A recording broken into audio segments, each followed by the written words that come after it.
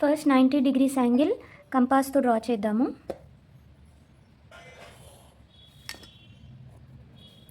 Line AB.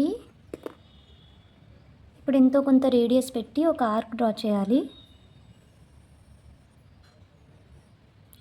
Same రేడియస్తో ఇక్కడ ఒక point, ఇక్కడ ఒక పాయింట్, మళ్ళీ సేమ్ అదే రేడియస్తో ఇక్కడ ఒక ఆర్క్, ఇక్కడ ఒక ఆర్క్.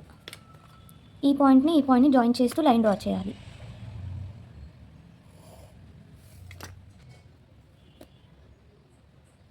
ఇది 90 degrees ఉంది. ఇప్పుడు దీన్ని ట్రైసెక్ట్ చేద్దాము. ఇందాక పెట్టిన సేమ్ రేడియస్తో ఇక్కడ ఒక ఆర్క్. ఇప్పుడు ఆ పాయింట్ని జాయిన్ చేస్తూ లైన్ డ్రా చేద్దాము.